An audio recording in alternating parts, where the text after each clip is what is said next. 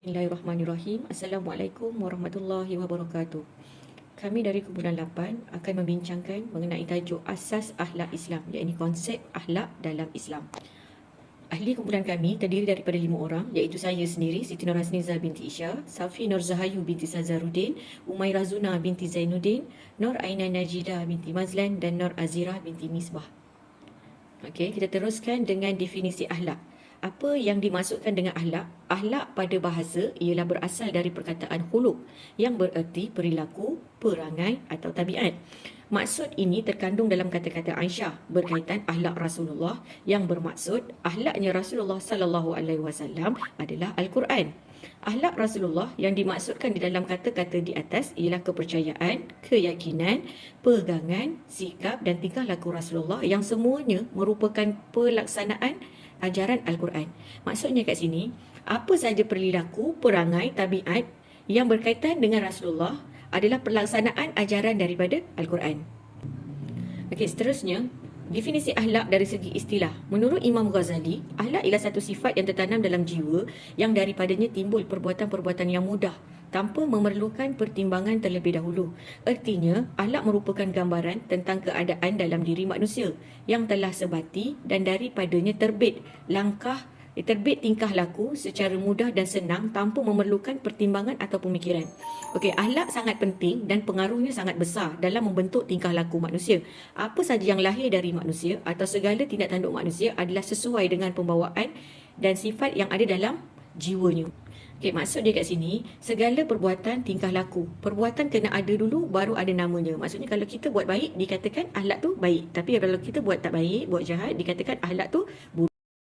Saya, Safi Nur Zahayu, akan meneruskan pembentangan dengan membincangkan tentang hubung kait antara akhlak dan moral, di mana terdapat 6 hubung kait yang akan kita bincangkan. Yang pertama, akhlak dan moral ini adalah satu konsep yang serupa, di mana kedua-duanya sering digunakan secara bergantian untuk merujuk kepada prinsip etika dan nilai-nilai yang mengarahkan kepada tindakan manusia.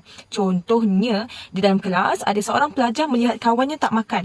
Jadi, akhlak dia adalah berasa simpati. Dia rasa simpati kepada kawannya dan dia bertindak untuk menolong kawannya membelikan makanan tanpa ganjaran, tanpa mengharapkan balasan.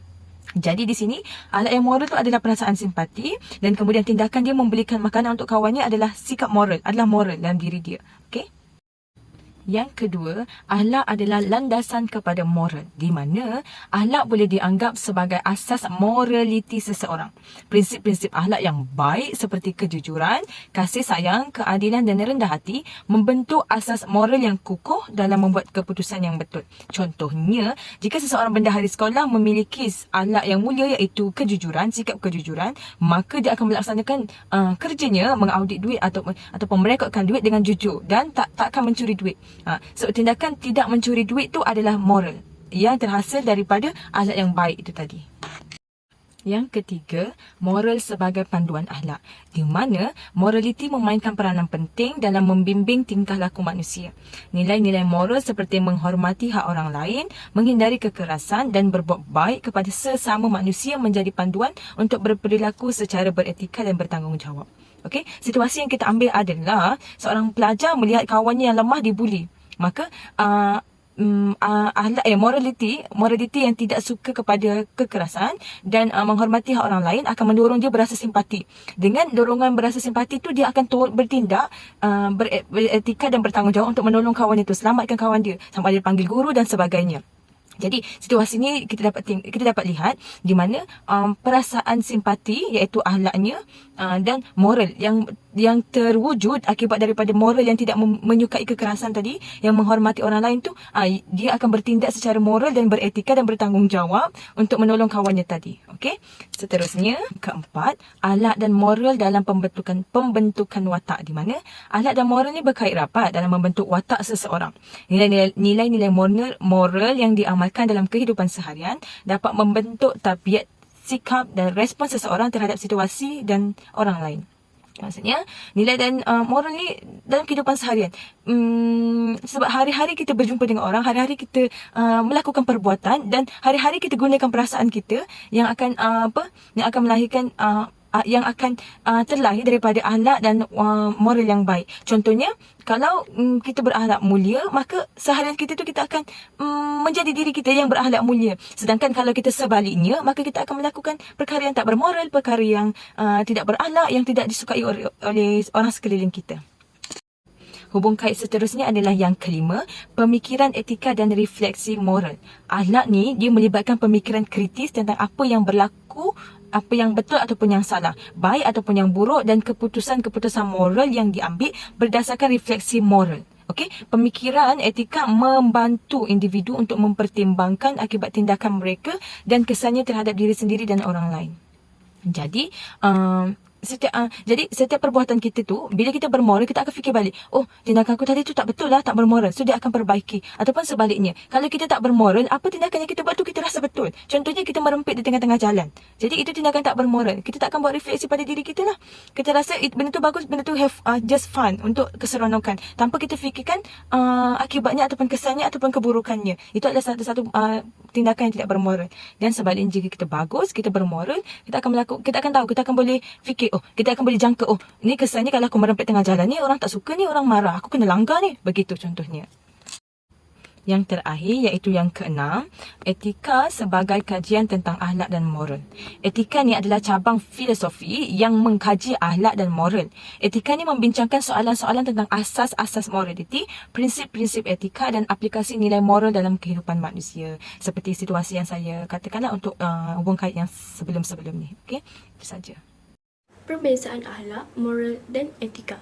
Yang dimaksudkan dengan akhlak secara umum ialah sistem atau tingkah laku manusia yang bersumberkan kepada asas wahyu atau syarak. Sementara yang dimaksudkan dengan etika ialah sistem tingkah laku manusia yang selain daripada wahyu. Tegasnya, yang bersumberkan falsafah. Kata etika berasal daripada bahasa Inggeris, etik, dan bahasa Greek, ethos, yang membawa maksud nilai-nilai atau perkara yang berkaitan dengan sikap yang menentukan bagaimana tingkah laku sesuatu golongan. Moral pula ialah tingkah laku yang telah ditentukan oleh etika. Tingkah laku yang telah ditentukan oleh etika sama ada sifat baik atau jahat, itu dinamakan sebagai moral. Moral terbahagi kepada dua, iaitu moral yang baik dan moral yang jahat. Yang baik ialah segala tingkah laku yang dikenal pasti oleh etika sebagai baik, dan yang jahat ialah tingkah laku yang dikenal pasti oleh etika sebagai jahat.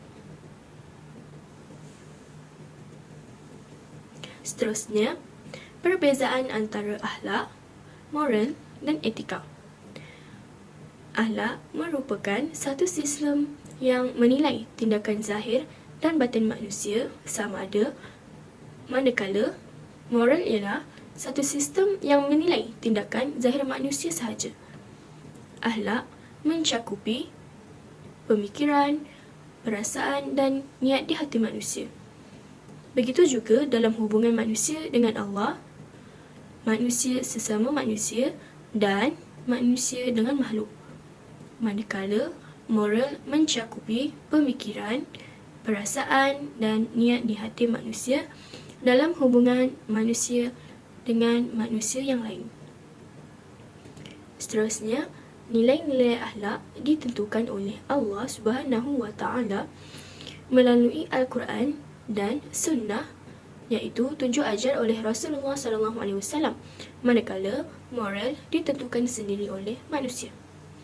Nilai-nilai akhlak bersifat mutlak, sempurna dan tetap, manakala nilai-nilai moral bersifat relatif, subjektif dan sementara, berubah mengikut keadaan. Baiklah, saya ingin memberikan contoh sifat-sifat mahmudah juga contoh kepada sifat-sifat mazmumah. Bagi sifat mahmudah, saya hadirkan 4 contoh. Yang pertama, sabar. Sabar ialah separuh daripada iman. Sabar juga adalah susah untuk dipraktikkan dalam diri seseorang, kecuali mukmin yang kuat imannya dan juga redha menghadapi segala ujian daripada Allah. Kedua, syukur ialah seorang mukmin yang sentiasa berterima kasih kepada Allah atas segala nikmat yang diberikan. Bersyukur kepada Allah ni banyak caranya, seperti melaksanakan segala ibadah kepada Allah dengan hati yang ikhlas. Sentiasa memuji Allah dengan kalimah tayyibah, iaitu perkataan yang baik seperti Allahu Akbar, Subhanallah, Alhamdulillah dan sebagainya. Yang ketiga, ikhlas dan benar ialah mukmin yang sentiasa membersihkan amalannya, dinamakan orang yang benar-benar ikhlas. Setiap amalan ibadah atau pekerjaan agama hendaklah dilaksanakan dengan seikhlas hati. Ihsan kepada Allah dengan sebenar-benar ibadah, seolahnya Allah berada di hadapan kita. Dan yang terakhir ialah tawakal. Tawakal ialah meletakkan pergantungan hanya kepada Allah setelah berazam dan diikuti dengan usaha. Baik, sifat mazmumah pula adalah sifat yang berlawanan dengan sifat mahmudah. Yang pertama, banyak berkata-kata terhadap perkara yang sia-sia, berbual-bual, bersembang-sembang mengenai perkara-perkara yang lara, suka mencaci orang, menfitnah, bercakap hanya berkenaan dengan perkara dunia, perkara yang tak ada faedah. Firman Allah yang bermaksud, tidak ada kebaikan pada kebanyakan bisikan-bisikan mereka, melainkan bisikan-bisikan daripada menyuruh manusia bersedekah atau berbuat makruf atau mendamaikan manusia. Surah An-Nisa ayat 114. Kedua, marah. Marah ialah berpunca daripada kurang kesabaran dalam menghadapi sebarang keadaan. Orang yang demikian selalunya didorong oleh pengaruh syaitan yang ingin merosakkan iman dan dirinya. Ketiga, hasad dengki. Hasad dengki dan iri hati ialah seseorang itu rasa kurang senang dengan nikmat yang orang lain kecapi dan mengharapkan nikmat itu hilang daripada orang tersebut. Hadis Rasulullah yang bermaksud, hasad itu memakan, iaitu memusnahkan kebaikan sebagaimana api membakar kayu. Dan yang terakhir, kasih kepada harta. Kasih kepada harta bermakna seseorang yang memiliki harta dan kemewahan hidup. Tetapi kemewahan hidup itu membawa kepada sifat bakhil, tamak haloba dan juga membazir. Dan sifat-sifat ini sangat dibenci oleh Islam. Baiklah, akhlak Islam adalah merujuk kepada tindakan dan perilaku baik yang didasarkan pada prinsip-prinsip agama Islam. Konsep akhlak ini di dalam Islam sangat penting kerana mencakupi semua aspek kehidupan seseorang, sama ada baik dalam hubungan dengan Allah maupun dengan sesama manusia. Antara prinsip-prinsip akhlak Islam adalah takwa, ihsan, husnul khuluq, adil, kasih sayang dan belas kasihan, sabar dan tawaduk. Baik, antara prinsip-prinsip dalam akhlak Islam ini adalah, yang pertama adalah takwa. Takwa adalah kesedaran yang kuat tentang Allah dan kepatuhan terhadap Allah. Hal ini mengarahkan kepada individu untuk menghindari segala dosa dan berusaha untuk melakukan perbuatan yang baik. Kemudian, prinsip yang kedua adalah ihsan. Ihsan adalah konsep yang melakukan perbuatan baik dengan penuh kesempurnaan. Ia mendorong seseorang untuk berbuat baik kepada orang lain tanpa mengharapkan balasan. Seterusnya adalah husnul khuluq. Husnul khuluq ini mengacu kepada memiliki akhlak yang baik dan perilaku yang mulia. Ini melibatkan kesopanan, kejujuran, kerendahan hati, kemurahan hati dan juga pengampunan. Seterusnya, adil. Prinsip keadilan sangat penting dalam Islam. Individu harus bersikap adil dan berlaku adil dalam semua aspek kehidupan, baik di dalam berurusan dengan orang lain maupun di dalam memenuhi hak-hak Allah. Seterusnya, kasih sayang dan belas kasihan. Islam mendorong individu untuk memiliki kasih sayang dan belas kasihan terhadap sesama manusia. Ini menunjukkan empati, menghormati dan membantu mereka yang membutuhkan. Kemudian, sabar. Sabar adalah konsep penting dalam Islam. Individu diharapkan memiliki ketabahan dan kesabaran dalam menghadapi cubaan dan kesulitan hidup. Dan prinsip yang terakhir adalah tawaduk. Tawaduk adalah sikap rendah hati dan menghindari sikap sombong. Individu diharapkan untuk tidak menyombong diri dan menghormati orang lain tanpa memandang status atau kedudukan sosial. Baik, kesimpulannya, akhlak dalam Islam adalah tentang menjalani kehidupan dengan cara yang baik. berdasarkan prinsip-prinsip agama Islam. Ini mencakupi berperilaku baik terhadap Allah dan kepada sesama manusia dengan penuh kasih sayang, adil, rendah hati dan ketabahan dalam menghadapi ujian hidup. Itu sahaja daripada kumpulan kami. Sekian, terima kasih.